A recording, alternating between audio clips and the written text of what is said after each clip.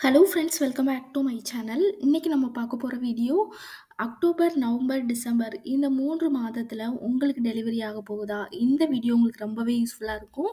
இந்த 3 மாதத்துல டெலிவரி ஆக போகும் கர்ப்பிணிகளுக்கு என்ன செய்யணும்? என்ன செய்யக்கூடாது? என்ன திங்ஸ்லாம் நம்ம கண்டிப்பா ஹாஸ்பிட்டலுக்கு எடுத்துட்டு போகணும்? குழந்தை பிறக்கும் போகும்பொழுது என்ன செய்யணும்? குழந்தை பிறந்த பிறகு என்ன செய்யணும்? என்ன செய்யக்கூடாது?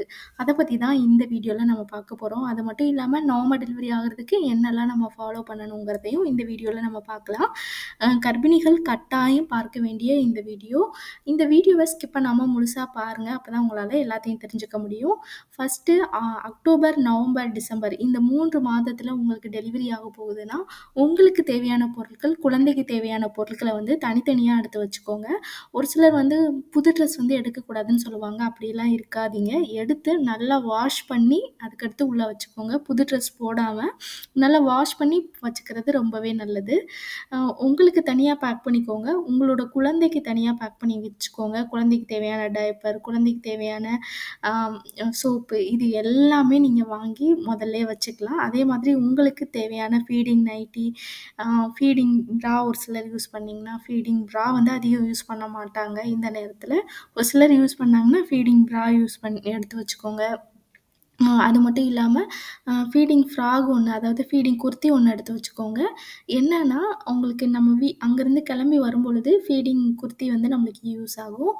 நம்ம மல்லிகா மெட்டர்னிட்டி ஃபீடிங் வியர்ன்னு சொல்லிட்டு நம்ம வந்து ஓனாவே மேனுஃபேக்சர் பண்ணி சேல்ஸ் பண்றோம். உங்களுக்கு ஃபீடிங் குர்த்தியா இருக்கட்டும், ஃபீடிங் நைட்டி, ஃபீடிங் மேக்ஸி அதாவது ஜிப் இல்லாமயே நம்ம அப்படியே இது பண்ணி ஃபீடிங் ஜிப்லெஸ் மெட்டர்னிட்டி வியர் எல்லாமே அவைலபிளா இருக்கு. ஓனா மேனுஃபேக்சர் பண்றோம். உங்களுக்கு ப்ரைஸும் ரொம்ப கம்மியான அளவிலேயே கிடைக்கும். நம்ம இன்ஸ்டாகிராம் பேஜும் இருக்குது. இல்ல இதுக்கு கீழ நான் வாட்ஸ்அப் லிங்க் அனுப்புறேன். டெய்லியுமே இப்ப தீபாவளிக்கே பார்ட்டி வியர்லயே உங்களுக்கு ஃபீடிங் குர்த்தி நம்ம அவ்ளோ லான்ச் பண்றோம்.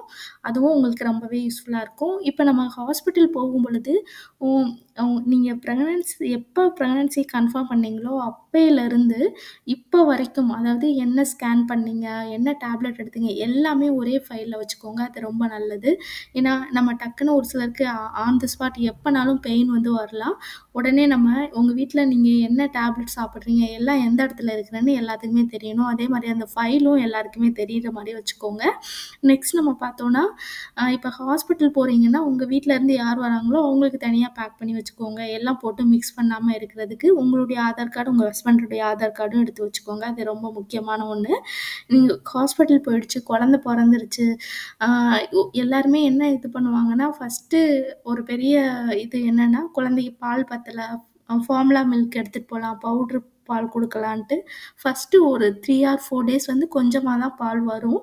குழந்தையும் ரொம்ப நேரம் குடிக்காது. ஒரு 5 மினிட்ஸ் குடிச்சிட்டு அப்படியே தூங்கிரும். ஸோ, ஒரு சிலர் என்ன நெனச்சுப்பாங்கன்னா, பால் பத்தலன்னு நெனச்சுப்பாங்க. நீங்க ஒரு தடவ டாக்டர கன்சல்ட் பண்ணிட்டு, அதுக்கடுத்து ஃபார்முலா மில்க் போங்க. நெக்ஸ்ட் நம்ம பார்த்தோம்னா, எல்லாருமே வந்து பார்க்க வருவாங்க. அப்படி வரும்பொழுது ஒவ்வொரு தடவையும் உட்காந்து எந்திரிச்சுட்டே இருப்பாங்க. ஒரு சிலருக்கு நார்மல் டெலிவரியா இருக்கலாம். ஒரு சிலருக்கு எபிசியோட்டமின்னு சொல்லுவாங்க. அவங்களுடைய பிறப்புறுப்புல தையல் மாதிரி போட்டிருக்கலாம். ஸோ, அப்படியெல்லாம் போடும்பொழுது, உங்களுக்கு உட்காந்து எந்திரிக்கும் பொழுதுக்கு இன்னும் வலி வந்து ரொம்ப அதிகம் ஏற்படும். அப்படி வந்து நீங்க பண்ணாதீங்க. ஆ நீங்க அப்படியே கூட படுத்துட்டே கூட யாராவது வந்தா, "ஆமா படுத்துருக்கேன்" அந்த மாதிரி கூட சொல்லுங்க. ஃபீட் பண்ணும்பொழுது மேல ஒரு டவலோ, ஒரு துண்டோ போட்டு ஃபீட் பண்ணுங்க. ஏன்னா, நீங்க இப்ப இருந்தே ஸ்டார்ட்டிங்ல இருந்தே நீங்க ஃபீட் பண்ணிட்டீங்கன்னா, ஒரு ட்ரெயின்ல போகும்பொழுதோ, அல்லது ஒரு வெளியில போகும்பொழுதோ உங்களுக்கு ஈஸியா இருக்கும். அந்த ஃபீட் பண்றதுக்கு. இல்ல குழந்தை வந்து ஒரு கோயில்லயே நம்ம போறோம், ஃபீட் பண்ணும்பொழுது அது தூக்கி கீழ போட்டுருவாங்க. நம்ம ஸ்டார்ட்டிங்ல இருந்தே பழகுறது ரொம்ப நல்லது. அதே மாதிரி குழந்தை பொறந்துருச்சுன்னா, நம்ம டெய்லி வந்து ஒரு 4த் டேலருந்து சூரிய வெளிச்சத்தில வந்து நம்ம காமிக்கலாம். 7 டூ 8 மணி அடிக்கிற வெயில்ல வந்து நம்ம காமிக்கணும். ஒரேடியா காமிக்காம ஒரு கொஞ்சம் கொஞ்சம் நேரமா வச்சு எடுக்கணும். குழந்தை வந்து கண்ணு திறக்காது. இருந்தாலும் காமிக்கிறது ரொம்ப நல்லது. ஏன்னா, குழந்தை பிறந்த உடனே 2 ட்ராப்ஸ் தான் நமக்கு குடுப்பாங்க. ஒண்ணு மல்டி விட்டமின்ஸ், ஒண்ணு விட்டமின் டி. இதுதான் குடுப்பாங்க. இயற்கையாவே நமக்கு விட்டமின் டி வந்து கிடைக்குது. அது வந்து இன்னுமே நம்மளோட குழந்தையோட அறிவுத்திறன் எல்லாமே நல்லாயிருக்கும். அது மட்டும் இல்லாம குழந்தையோட கண் வளர்ச்சிக்கு ரொம்ப யூஸ்ஃபுல்லா இருக்கும். என்ன காரணம்னா, குழந்தை ஒரு பெரிய பசங்களா வரும்பொழுது கூட கண்ணாடி போட மாட்டாங்க. அந்த அளவு நல்லாருக்கும்னு சொல்லுவாங்க. அ உ அதே மாதிரி உங்க குழந்தைக்கு வந்து பர்த் சர்டிஃபிகேட் குடுக்குறாங்கன்னா, உங்களுடைய ஆதார் கார்டு வச்சு அட்ரஸு, நேமு, ஸ்பெல்லிங்கு எல்லாமே எழுதுங்க. ஏன்னா, இந்த நீங்க சொல்ற ஸ்பெல்லிங் தான் அப்படியே குழந்தையோட பர்த் சர்டிஃபிகேட்டும் வரும். இதில ஏதாவது ஒரு மிஸ்டேக் பண்ணியிருந்தாங்கன்னா, அது அப்படியே இந்த பர்த் சர்டிஃபிகேட்லயே வரும்.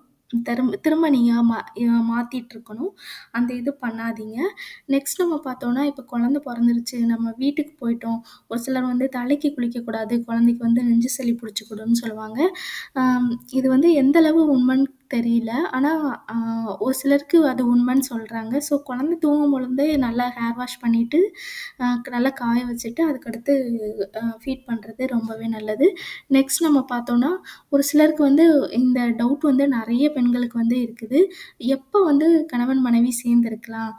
பிரசவம் முடிந்த பிறகு சொல்லிட்டு, நார்மலா நார்மல் டெலிவரியா சுகப்பிரசவமா இருந்ததுன்னா, குறைஞ்சது 4லிருந்து 6 மாதங்கள் வெயிட் பண்ணணும். சி செக்ஷன் இருந்ததுன்னா 6லிருந்து 7 மாதங்களாவது வெயிட் பண்ணுங்க. ஏன்னா சி செக்ஷனா இருந்ததுன்னா, உங்களுக்கு உள்ள இருக்கிற புண்ணுகள் ஆறதுக்கு குறைஞ்சது 1 வருடங்கள் ஆகும்னு சொல்லுவாங்க. பழைய நம்மளுடைய உடல்நிலை வர்றதுக்கு. அ வெளிய இருக்கிற காயங்கள் மட்டும் தான் ஆறியிருக்கும்னு சொல்லுவாங்க. அது வந்து ரொம்ப முக்கியமான ஒண்ணு. நெக்ஸ்ட் நம்ம பார்த்தோம்னா, இதுவும் ரொம்ப ஒரு முக்கியமான ஒண்ணு. என்னன்னா, பிரெக்னன்சி டைம்ல தான் நம்ம நெறைய டேப்லெட்ஸ் நெறைய எடுத்துப்போம் டெய்லி ஒண்ணு. ஆனா, அ டெலிவரி முடிஞ்ச பிறகுமே ஒரு கால்சியம், மல்டிவிட்டமின்ஸு நெறைய டேப்லெட்ஸ் வந்து குடுப்பாங்க. அத கம்பல்சரி எடுத்துக்கோங்க. ஏன்னா, நம் பாடியில எந்த இம்யூனிட்டியோட அளவும் இருக்காது. நம்ம சாப்பிடுற உணவு தான். அதுவும் ஒரு சிலர் சரியா சாப்பிட முடியாது. ஒரு சிலர் வந்து நைட் தூக்கமே இருக்காது. இது எல்லாம் நீங்க எடுத்துக்கொள்ளும் பொழுது, உங்களுக்கு பிற்காலத்தில 1 வருடங்கள் கழிச்சோ, 2 வருடங்கள் கழிச்சோ, உங்களுக்கு இடுப்பு வலியோ, முதுகு வலியோ வந்து ஏற்படாமல் இருக்கிறதுக்கு இது ரொம்பவே ஹெல்ப் பண்ணும். நெக்ஸ்ட் நம்ம பார்த்தோம்னா, நெறைய பேரு இப்பல்லாம் எதுக்கு சாப்பிடணும்னு நெனைப்பாங்க. ஆனா பார்த்தா பின்னாடி அவங்களுக்கு இடுப்பு வலி, முதுகு வலி வந்து அதிகமா ஏற்படுறதுக்கு நெறைய வாய்ப்பு இருக்கு. இந்த பிரெக்னன்சி டைம்ல நெறையா நிலக்கடலை எடுத்துக்கோங்க. பூண்டு குழம்பு வச்சு சாப்பிடுங்க. கருவாடு வந்து உங்களுக்கு அலர்ஜி இல்லன்னா, கருவாடு கூட நீங்க எடுத்துக்கலாம். கருவாடு மட்டும் டாக்டர கன்சல்ட் பண்ணி எடுத்துக்கோங்க. இது எல்லாமே பால் சுரக்கிறதுக்கு ரொம்பவே ஹெல்ப் பண்ணும். நெக்ஸ்ட் நம்ம பார்த்தோம்னா, கருப்பட்டி இருக்குங்கல்ல, நீங்க பூண்டு நல்லா தோல் உரிச்சுட்டு நல்லா நல்லெண்ணெயில போட்டு நல்லா வதக்கிட்டு, அந்த பூண்டோட கருப்பட்டியும் சேர்த்து கடிச்சு சாப்பிடும் பொழுது, நம்மளோட கர்ப்பப்பையில இருக்கிற கழிவுகள் எல்லாம் வெளியேறும்னு சொல்லுவாங்க. என்னோட டெலிவரி டைம்ல என்னோட பாட்டி வந்து இது வந்து சொல்லிக் குடுத்தாங்க. ஸோ, அப்படி சாப்பிடும் பொழுது உங்களுக்கு அந்த கழிவுகள் எல்லாமே வந்து வெளியில போயிடும். அப்படி போகும்பொழுது உங்களுக்கு அந்த கர்ப்பப்பை வந்து ரொம்ப நல்லாருக்கும்னு சொல்லுவாங்க.